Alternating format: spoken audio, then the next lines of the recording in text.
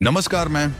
भीषण हमले शुरू होते ही मिडिल ईस्ट में एक बार फिर तनाव बढ़ गया है। अमेरिका और यांग दोनों एक दूसरे के सैन्य ठिकानों को निशाना बनाकर ताबड़तोड़ बमबारी करते हुए तबाही मचा रहे हैं, जिसका सबसे बड़ा असर अब स्टेट ऑफ होमस पर दिखाई दे रहा है।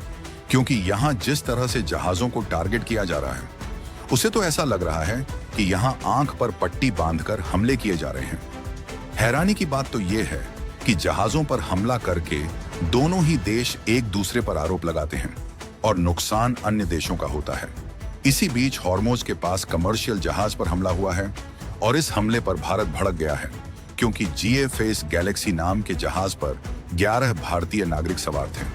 अमेरिकी सेना ने इस हमले के लिए ईरान को जिम्मेदार ठहराया और जोरदार पलटवार करते हुए ईरान के 80 से ज्यादा ठिकानों को निशाना बनाया है और स्थिति भयानक बन गई है।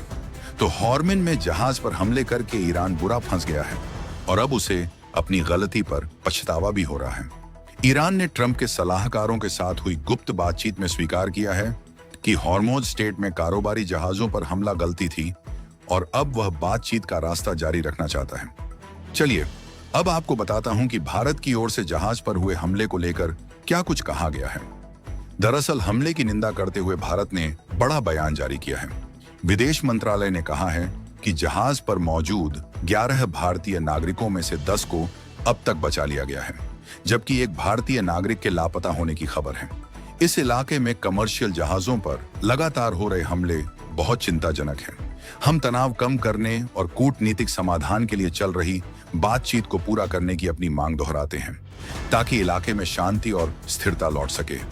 इलाके में कमर्शियल जहाजों और आम लोगों के लिए जरूरी बुनियादी ढांचों को निशाना बनाना बंद होना चाहिए और अंतर्राष्ट्रीय कानूनों के मुताबिक इलाके के अंतर्राष्ट्रीय जलमार्गों से जहाजों की आवाजाही और व्यापार बिना किसी रुकावट के जल्द से जल्द बहाल होना चाहिए। तो इस तरह से भारत ने हॉर्मोज में जहाजों पर हो रहे हमलों को लेकर नसीहत दी है और इन हमलों को गलत ठहराया है। दरअसल ऐसा पहली बार नहीं है जब भारतीय नाविकों वाले जहाज पर हमला हुआ हो, बल्कि इससे पहले भी हमले हो चुके हैं और भारत भी कड़ी चेतावनी दे चुका है। दरअसल 19 अप्रैल को 2 भारतीय झंडे वाले जहाजों पर ईरानी सेना की ओर से गोलियां चलाई गई थीं।